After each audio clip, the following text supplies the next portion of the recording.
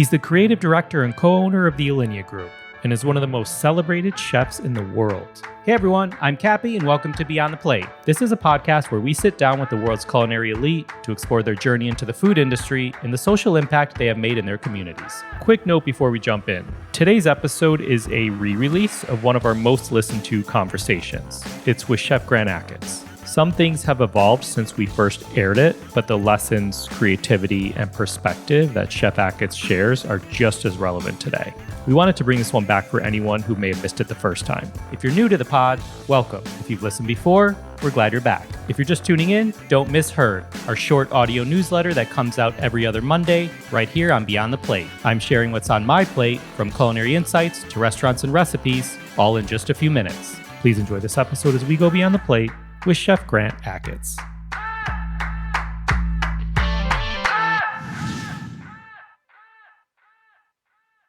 So we started this season 4 of the podcast, we started with Chef Thomas Keller, and I know you work for him at French Laundry, but I'm curious, if I were to ask you what 3 words you would use to describe him, what would you say? Probably the 3 best words to describe Chef Keller would be disciplined, patient, and passionate. Yeah. So we asked him the same question. Okay. About what he would say about himself. About himself, Yeah. right? Oh, boy. And he said persistence was one word, evolution was a word, and patience. Good. So there you go. So here, I'm curious, what 3 words would you use to describe yourself? Oh, boy. It's always hard to pull yourself out of the bubble and look at yourself, you know? I would say relentless, dedicated, and observant. I like it. All right, so you grew up in Michigan? Yeah, Awesome. Small town in Michigan, about 3,000 people when I grew up there. Nice. Yeah. What was 10-year-old Grant Achatz like? What were you getting into? You know, because I grew up in such a small town, it was very much an agricultural community. So a lot of farming was the driver of the economy there. And it was very rural. So we were outside riding ATVs and doing a lot of hunting. Those were sort of the childhood activities. But also my mother and father owned a restaurant. And so that my grandmother owned a restaurant when I was born, and then my mother and father opened their first restaurant when I was about 5. So, you know, that literally going to work with my mother, that was daycare. Really? Did you know? So you spent a lot of time at the restaurant? Tons of time in the restaurant. And, you know, you make you're at that age, I was and still am very curious. And so rather than just plop me down on the floor with a bunch of Lincoln Logs and Legos, it was like, why don't you help, in quotes, yeah. right? So, you know, at a very, very early age, you start interacting with people that are working, you know, and that work ethic becomes a part of your ethos. And you know, you think you're helping, you're probably getting in the way, but yet those are such formidable years that you're developing social skills and you're developing an understanding of the satisfaction of taking a task to completion. And you're watching your 2 biggest inspirations, your mother and your father, do that hours and hours of the day. And so you, as a young child, you go, well, this must be the correct way. This is how I was learning. And so you try to emulate that. And I think that was a huge part of my work ethic going into high school, kind of culinary school. And then ultimately when I worked at the French Laundry, that resonated with me because I saw that directly in Chef Keller. So it felt very familiar to me. It felt very nurturing. It felt very mentoring to me to be a 5-year-old, a 10-year-old, all the way up until I graduated high school, and then to get dropped back into that environment when I guess I was 22 when I started there. So it felt like, okay, here's this father figure. We're in this familiar space, a kitchen, and the ethic is there, the sense of gratification, feeding people and taking these very complicated multi-step processes and making them come to fruition. It all was like familiar and satisfying to me. Did you go from high school to CIA? I did, yeah, okay. right away. Got it. So graduated in probably June of 1992 from high school and went to culinary school in February of 93. Got it. So I went right straight away. Yeah. So with that restaurant your family owned, was that like your dinner table per se? Often. Yeah. Yeah. It was a diner, so it was breakfast, lunch, and dinner 7 days a week. And, that was the other thing with that environment. Obviously, I was so incredibly young, so I always had older friends, so the dishwashers were in high school when I was 7, and they would, mischievously tell me stories about their high school life. Right. And so you tend to grow up, for better or worse, really quickly in that environment. But we would all take our meal break together, and we would cook our own food at that meal break, and then we would go sit in the dining room for 20 minutes and eat it and talk about life. Is there a dish you miss or remember from the diner? I mean, there's several. I was a big fan of Reuben sandwiches, and when it was such an incredible experience when I didn't know it then, but when you're cooking, how many young people are able, either physically or have the resources to cook their own meal like almost every day? Most people don't even learn how to cook until they're adults, right? They're never forced to. They're never even asked to. So I think that was really interesting for me, because then I got to really personalize. Like most people, when you say, hey, cook yourself mac and cheese, if I tell my 16-year-old that now, he grabs a box of Kraft mac and cheese and he follows the directions. To him, that's mac and cheese. To me, it was like, well, one, can I explore? Can I put a little bit of white pepper in it? Can I put some leftover bacon from breakfast in it? Can I, add extra cheese sauce? Can I do this, or that? And then you're able to personalize. You're able to kind of be creative. So you had that curiosity. Yeah. So I think that was important early on for me. Yeah, that's cool. So can you please open a diner in Chicago? Or let me ask this another way. Yeah. Would you ever open a diner in Chicago? So funny you mentioned that. My business partner now for almost 17 years, predating Alinea, if we consider the actual building of Alinea, he always said to me, at some point in this journey, I want you to build the Achatz Diner here in Chicago. And I always laughed it off, because obviously in 2002, when him and I started talking, that was the furthest thing from my mind that I wanted to do. I wanted to ascend the culinary fine dining and do this uber modern, progressive, avant-garde cooking. The last thing I want to do is cook what I grew up cooking. I was rebelling against that, basically. Fast forward to last year when we opened the St. Clair Supper Club, which is probably the closest iteration to anything like a diner that I've cooked in, 30 years. He was like, see, this is fantastic. What a great story. You've come full circle, and we're cooking prime rib and mashed potatoes, and this is great. I think eventually we'll probably really put our whole foot into the diner thing here in Chicago. I mean, why not, Yeah, right? totally. Yeah. So you mentioned your 16-year-old kid. I believe you have two kids. You're a parent. How do they inspire you in your creativity? In very different ways. Are they into food? They enjoy eating it. They show no interest. They're 16 and 18, and they show no interest in being in the restaurant business at all, which obviously I'm completely fine with.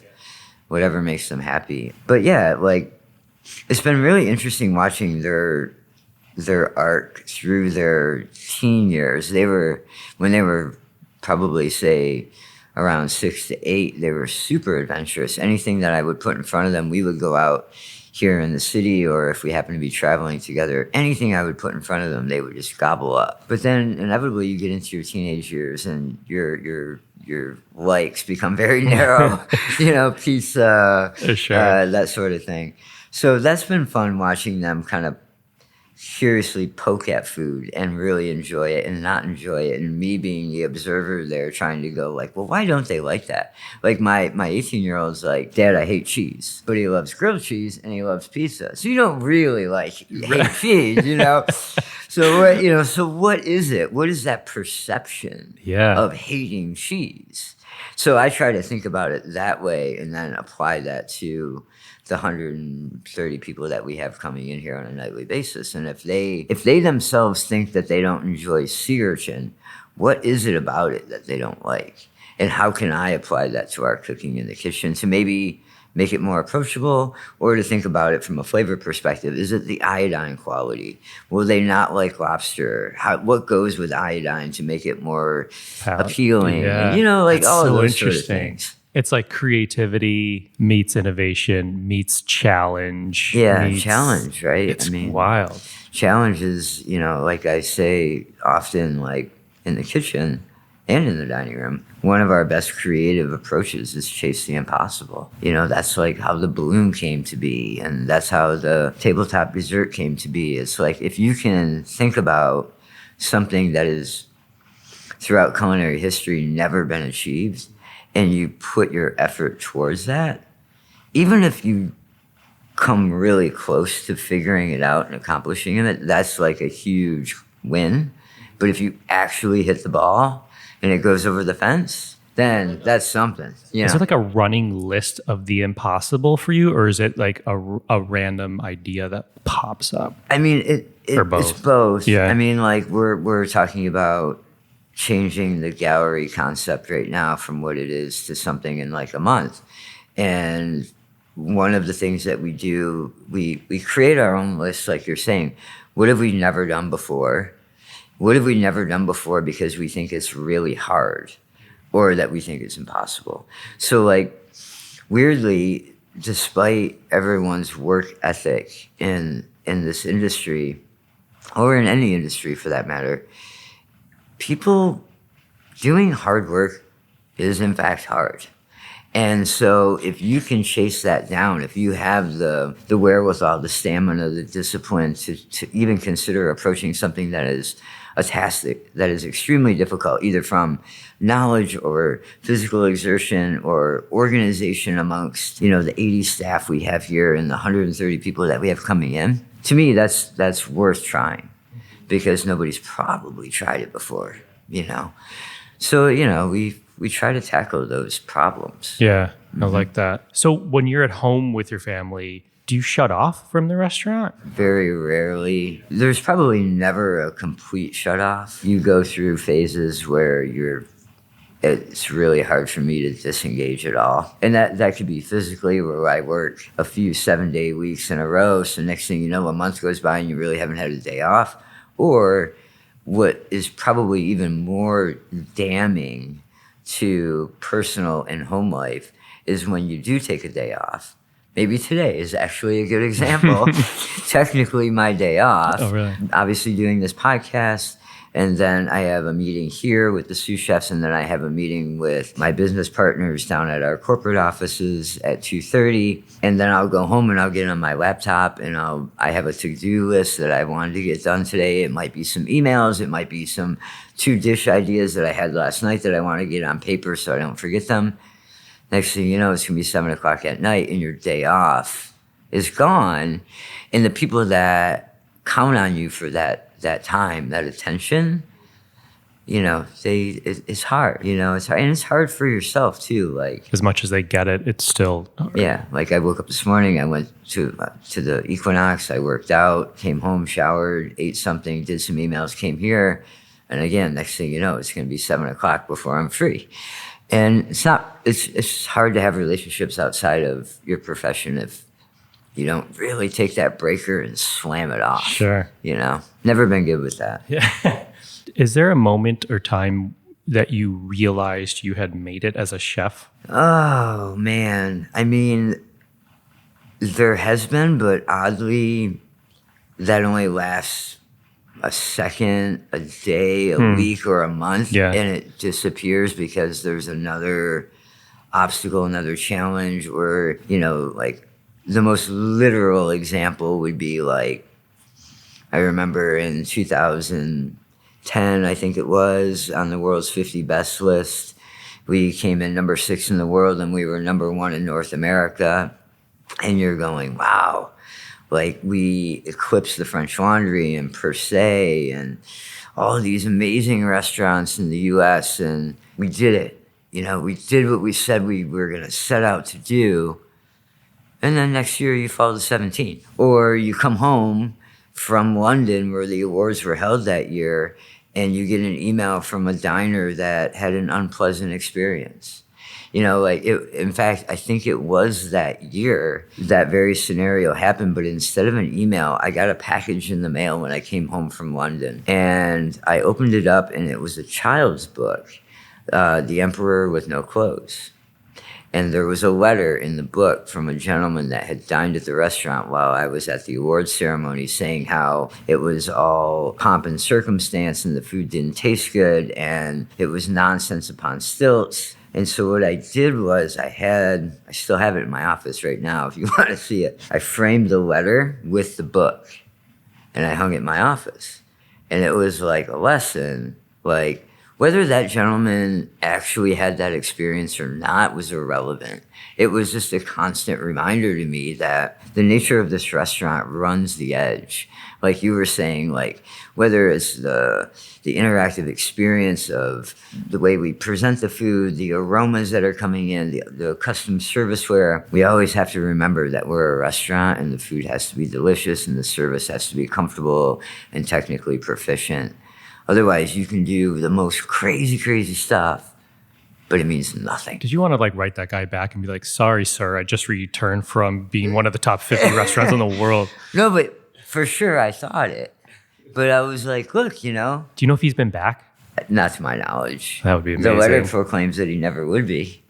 So I take him at his word. And that was a long time ago. Yeah. So you've been through a lot. I want to touch health-wise. I want to touch on that quick. Tongue cancer, which you've been cancer-free for 12 years. Yep. Congratulations. That's Thank you. Amazing. So here's what I'm curious about. I've read that you lost your sense of taste at one point. Yep. And then it returned. Yes. And you see these crazy videos of people who don't have their vision or their sense of hearing, and then they may see for the first time or hear for the first time. And it's these heartwarming, inspirational in a way videos. Can you describe the day or moment when you got your sense of taste back?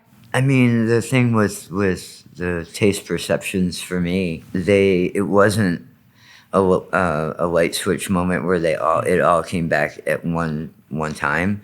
They came in back in pieces. So I went from being able to taste absolutely nothing to being able to perceive sweet.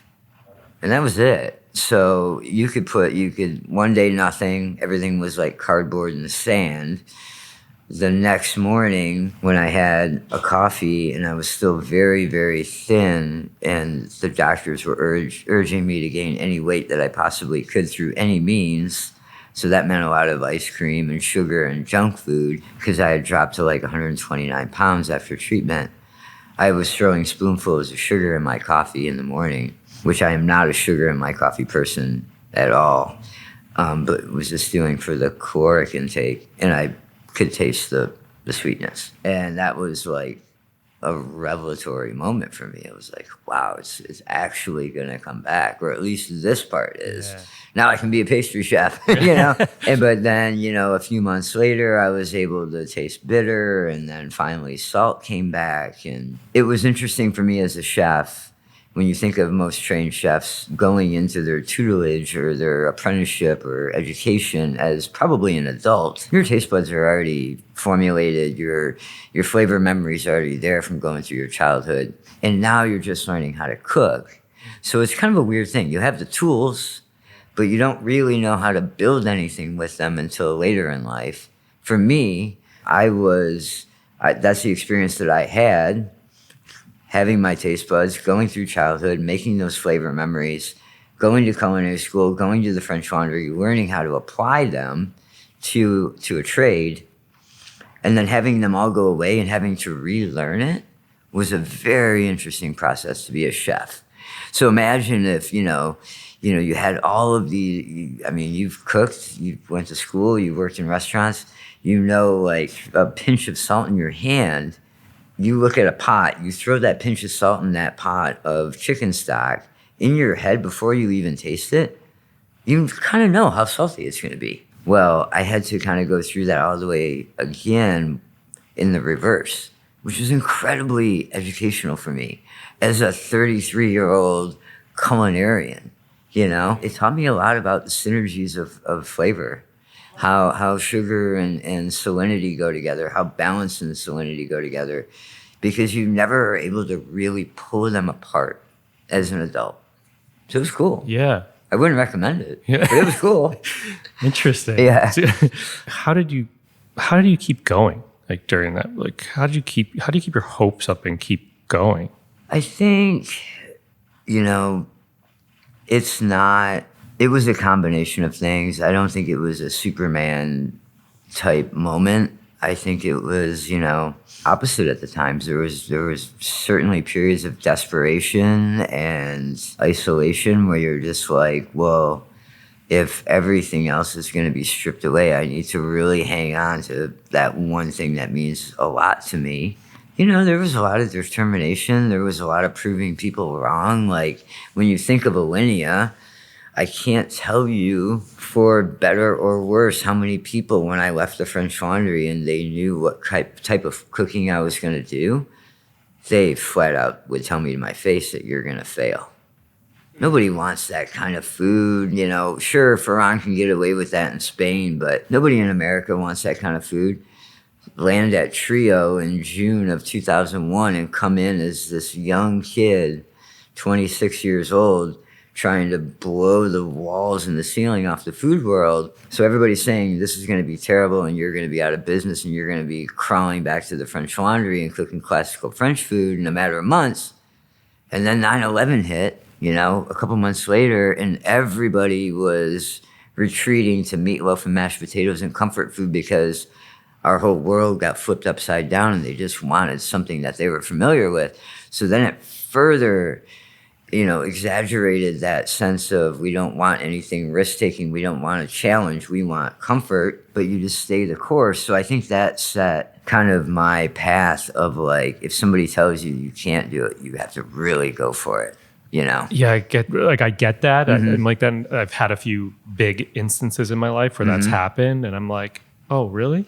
You're saying I can't do this? I'm going to go and freaking do it. Right. But it's interesting because you use these moments, I don't want to say to propel you, but I guess to overcome them in a way. But you could look at them one way or the other way. And in a way, they're a macro version of, like I was saying, when we're trying to create a specific dish where we chase the impossible. If people say that's impossible, you can't do that, it just makes you want to do it more. Yeah, for sure. Yeah. How do you innovate here? Loaded question, but it's evolved a lot over the last 15 years. We're about to celebrate our 15th anniversary in May of this year. In the beginning, it was very much me staying here until 4 a.m, sitting in the dark in the dining room, like writing dishes out on paper, reading books, being online, researching. And now it's blossomed into this full-fledged, really, really collaborative environment where there's probably, I'm going to go with somewhere between 7 and 10 people that are like really involved, which is fantastic because you get all these different perspectives and there's a lot of editing that happens. Like I remember in 2005 when we first opened, I would have a fairly good filter, but man, if I got my headset on something, there was nobody that was going to say, hey, chef, maybe that's not such a good idea. And even if they did, I wouldn't listen to them. But now we have this group, we have a lot of soundboards. So it's great. And, the internet has changed everything so dramatically with information sharing and press cycles. So like now I can pick up my phone and figure out what Rene Redzepi is eating while he's on vacation in Japan. He's going to tell us all what he thinks about it. He might even tell us how he's going to apply it to a new menu at Noma next year. Now I need to make a choice. Do I avoid all that like the plague because we don't want to be known as a restaurant that emulates or copies any other chef or restaurant? Or is it a tool to see through his lens, through his eyes, what is happening in the culinary world, either in Copenhagen or in Japan or in Tulum or in Lima? And I've never been to Tulum. I've never been to Lima. So now I can pick up my phone and do this instant research, which is really valuable. And that, that can become inspirational. But at the same time, I feel like it's muddied the waters a lot. It's blurred so many lines of identity with everyone. It's become very dangerous. Yeah. So, it used to be, in order for me to be inspired by another chef or restaurant, I had to either own their cookbook, or there was like Gourmet Food and Wine, the New York Times. We're talking pre-Instagram, pre-Twitter. Even I remember in 2002, there was the food website called egullet.com, right? And that was like one of the first ones where you could see what was going on in the world, and so trends happen in a heartbeat now, and influence spreads. When you look at all the restaurants in Mexico City, South America, how much of them are emulating the success of Noma and that new Nordic culture? A lot. Yeah. So, what happened to the boundaries of regionality and specific style and originality? It's really interesting. And, for better or for worse, you just have to be very disciplined on who you want to be and what you want to express through food. Yeah. I know you're pretty wowed by Vespertine in LA. Yeah. Which I'm dying to get over to one of his places. Yeah. I interviewed Nancy Silverton a while ago. Uh-huh. And what's his other one? Not Vespertine. Destroyer. Yeah. She had just eaten there, which was funny. She took inspiration from this salad course that he had for mozza. Right. Which I thought was interesting. Listeners should note that you just put salad in finger quotes, because obviously anything Jordan does isn't what you would typically think of as a salad. Yeah, for sure. Yeah. Do you get, I guess you said you don't eat out much like in Chicago. Is that because of your schedule, or is that because of you go out to eat and it needs to be worth it? Not taking anything away from Chicago dining. No, for sure. Actually, I've been eating out here a bit more lately. In the past, if I'm in town, I'm at work. I'm at one of the restaurants. So I would always joke that I eat out in New York City far more than I do in Chicago, which is weird. Recently, I went to Smith for the first time about a month or so ago, embarrassingly, because he's been open for 3 years or so. And it was amazing. And, sure, I can say I'm biased because I've known John for a long time and he used to work for us, but just always impressive to simultaneously, and this happens at Vespertine too, because he worked for us, but simultaneously understand the chef's creative process because you know them personally, but also not know how they're doing certain things, which is inspiring. So there's this weird juxtaposition of the unknown and the understanding that come together to make those meals really special for me. Yeah, it's just really, I think Chicago's doing an amazing job of I remember staying relevant and moving forward. So I remember when Alinea first opened and Omaro still had Moto, and there was a lot of other restaurants. Graham Elliott Bowles was at the Peninsula, and Curtis Duffy was doing some stuff either at the Peninsula or when Grace opened. And there was a lot of articles, even in the New York Times, saying Chicago is no longer the second city. And they were proclaiming that Chicago was rising above New York City in terms of culinary prowess. And it was like, wow, this is amazing. Yeah. Everybody would assume it was either on the coast, and everybody would assume it would be San Francisco and New York. And people very, very well-known food writers are saying, no, Chicago's it right now. Well, that's amazing to achieve that, and a testament to all of our hard work in the Midwest here and really creating a culinary community. It's another thing to maintain that for 15 years. And, now everybody is clamoring about LA, which is amazing. But, let's not overlook the fact that Chicago is still a really, really wonderful food city. And I'm really proud of that. Like, I think the fact that it's unexpected makes it even more special. Yeah. I feel like when I was in culinary school, I don't know, almost 20 years ago, it's like, obviously New York, but San Francisco. Yeah. Which San Francisco still is great, not taking anything away. And I did my extern in LA. Okay. In like early 2000s. And it was like Spago was still the hot place, you know? I don't know if Campanile was open. I don't remember. Probably. Yeah. But there wasn't a ton happening, different. And now look at it. You have, you have Vespertine, you have Dave Barron out there with Pajoli and Dialogue. You have a huge explosion in that upper mid. So, Bestia and Baval are amazing. And there's just so much out there now.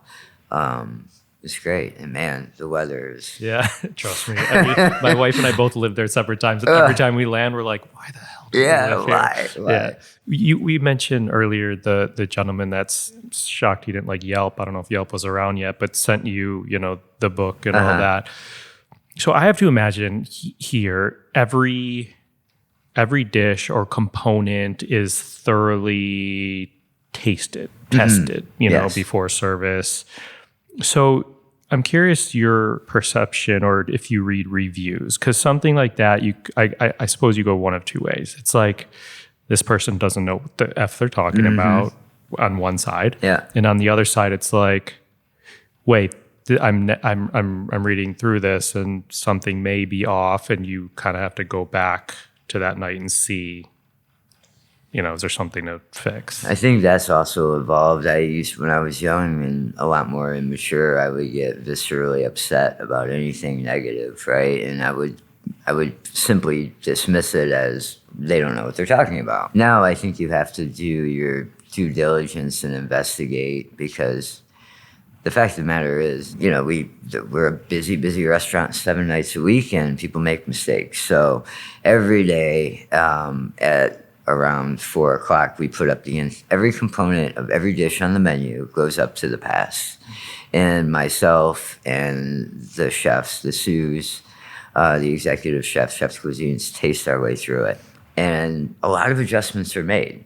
So that little stopgate right there tells me that, well, maybe that's a new cook, or maybe he or she didn't get trained properly, and so it needs a little bit of tweaking. Had that not had happened, then I would have agreed with maybe something wasn't seasoned properly. However, there's also the fact that I brought up, 130 people come into this restaurant on a nightly basis. Let's face it, if there was a plate of food between you and I right now and we were sharing it, you might want more acid, I might want more salt, who knows? So weirdly, the chef seasons for himself, not based on his personal preference, but based on a very medium sampling. Interesting. Of 100 or so people. Yeah. If you get too aggressive one way or the other, you're gonna fail a lot of people. So you kind of have to dumb it down, weirdly, interesting, in order to make everybody happy. Yeah. Which sounds kind of weird coming from a chef that you would assume would want all of the control and the big giant stamp of approval. You just have to know your audience, Do you read reviews in general? Yeah. Because I'm curious, because you make that point of everyone's taste buds are different. Yeah. Like personally, I probably mentioned this before on the podcast. I loved Jonathan Gold's, writing in LA. Yep. Rest in peace. But I just feel like there's so much clutter and trash. There's good writers, but someone will say, "Oh, I don't want to go here. So and so said it wasn't good, or the XYZ wasn't worth it." And I'm like, "But that's that one person who ate that." I think there's a very artful and responsible way with criticism. And it ironically or not, it's very, very much the same as what I just described as being a chef. That writer can sample a dinner experience from a restaurant and write about it based on their personal preference. But what they should be doing is writing about it with at least the awareness of their readership. That's why Jonathan Gold was so good. Right? Yeah. So like you might say, oh, that dish is way too spicy. But, how do your thousands of readers feel? And do you take them into consideration? Yeah. You're like, it's a Thai dish, and traditionally that dish is spicy. Right. And what is the expectation? Yeah. And, the thing that's becoming really difficult now in 2019, 2020 will be even more so, is that how do you write about any topic without letting other elements of society come in and influence it now?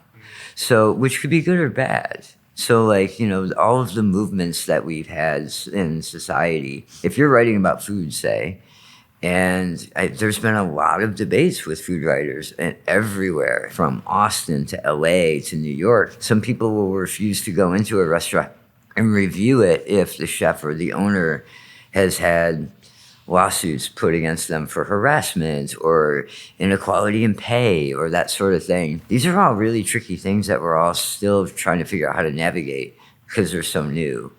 And it's hard to read reviews that are heavily influenced on opinion before they even go to the restaurant. Yeah. It's hard. Yeah. It's a strange world right now. Yeah.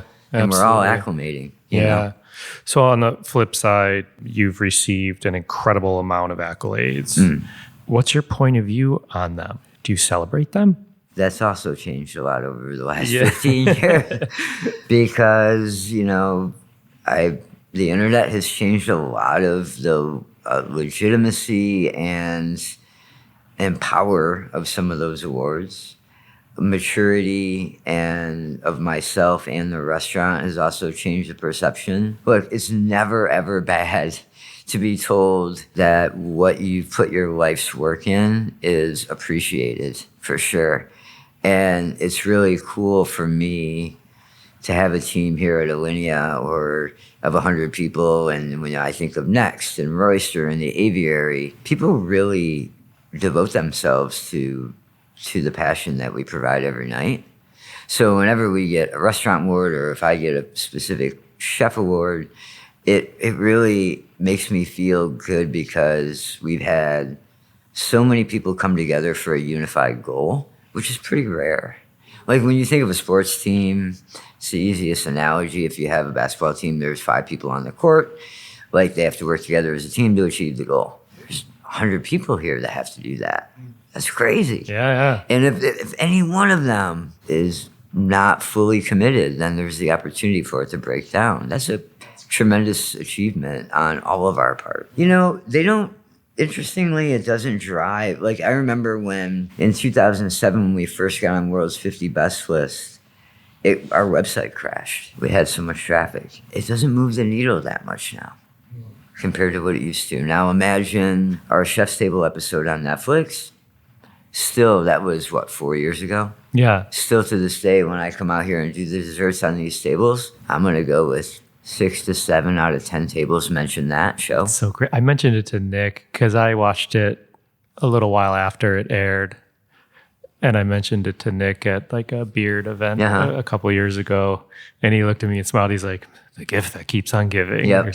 I mean, what a great, great thing. And people, it's a story and it's a victory story with the cancer and it's creative. And it's just like the most perfect commercial that you could ever want for anything. Totally. But it's interesting. I think people prioritize specific accolades less now than they used to. And they want to know the personal stories. They want to know where the ideas come from. They want to feel the heartbeat more than see the shiny medal. Yeah. Yeah, for sure. Yeah.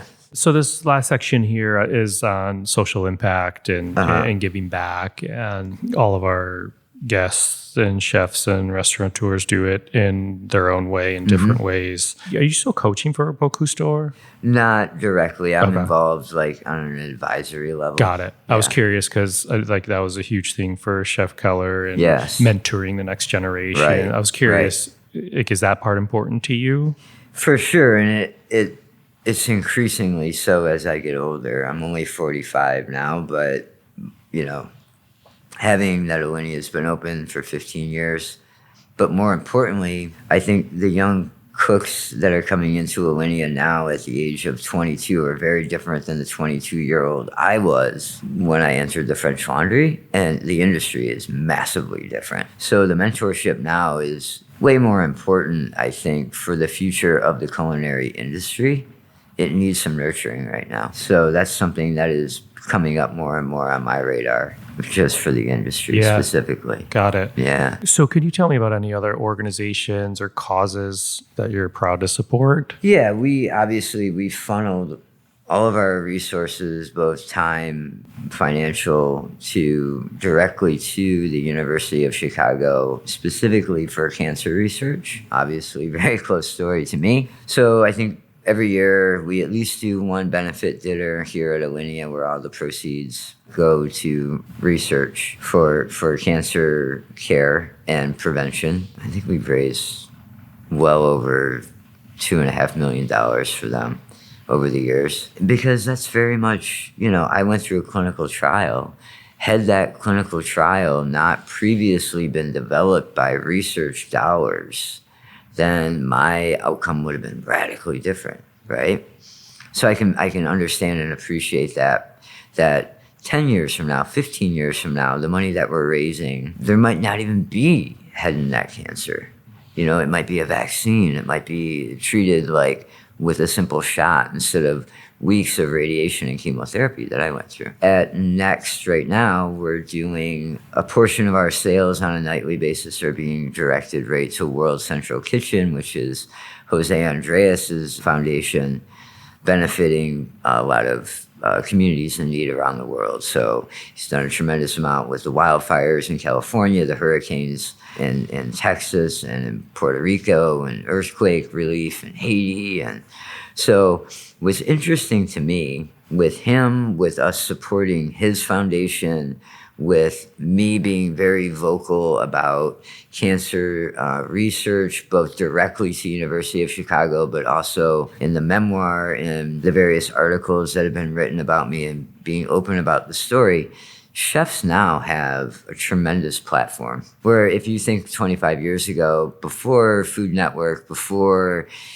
Top Chef and the reality cooking shows, before Gordon Ramsay and Bobby Flay, it was sports stars and actors and actresses that were able to be the mouthpiece for benefit. Now chefs can raise money, they can raise awareness, they can do all these things, which we're very much a part of, and I really think is amazing for us to be able to reach people and inform them and raise money. So we try to do that as much as possible. That's great. Yeah. That's amazing. Okay.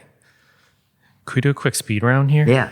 Sweet. What did you have for dinner last night? Sushi. To go. To go. Yeah. Name a smell in the kitchen you love. Roasted garlic. Name a smell in the kitchen you hate. Bleach. What pisses you off in the kitchen? Noise. What makes you happy in the kitchen? Quiet. This last question I've written down so many times in a row, and I'm just like, I'm not going to ask it, but you are. It's a season closer, so I'm asking it. Okay. Have you had the Popeyes fried chicken sandwich? I have not. And honestly, I didn't even know what this whole thing was until somebody explained it to me like 2 weeks ago. Really? Yeah, I had no idea. That's funny. All right, so closing here.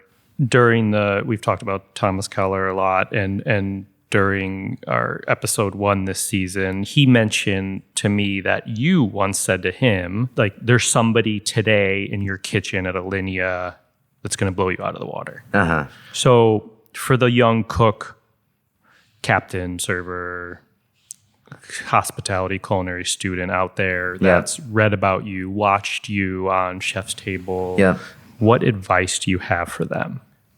The culinary world has changed so much at such a rapid clip in the last anywhere from 20 years to today. But I feel like the fundamental principles that were taught to me and that were taught to Chef Keller and probably were taught to Roland Hennon that taught Chef Keller, they all still apply. They're patience, discipline, dedication to the craft. And, people often ask me, like, where do these ideas come from? Pull back the curtain so we can see the magic show that's going on in your head. That, honestly, is the easy part. The hard part is really laying down that core foundation, and the only way that you can do that is through patience and discipline and dedication to the craft of cooking. And so now, especially in today's world with social media and the internet, and we're all carrying around computers in our back pockets, speed is prioritized and is paramount, and it's really important to take focus and be methodically slow about things certain times. Well, thank you a ton for sitting down, taking the time. It was great talking and getting to peel back a little bit of that curtain. Yeah. I don't know, man, just how your point of view on things is eye-opening and inspiring, because I think some people are too tunnel visioned. And I remember I worked for this chef and restaurateur in Miami a while ago, and they were always saying, like, take your blinders off. Yeah. Like, take your blinders off. For There's sure. more than one way to look at something. 100%. So it's really fascinating and interesting how you look at things. And I don't know, I'm curious what Alinea looks like at 25 years. Oh, man. Me too. Thank you. Yeah, thank you. Find all social media links for myself, Beyond the Plate, and our guests in the episode notes and on beyondtheplatepodcast.com. As always, a big thanks to the whole Beyond the Plate team. And if you have a moment, we'd be grateful for your support by rating, reviewing, and even hitting that subscribe button to the podcast. Don't forget to join us next Wednesday for an episode of Beyond the Drink, our companion podcast of Beyond the Plate, brought to you by our friends at Ford's Gin. Thank you for listening to Beyond the Plate. I'm Cappy, and remember, there are never too many cooks in the kitchen.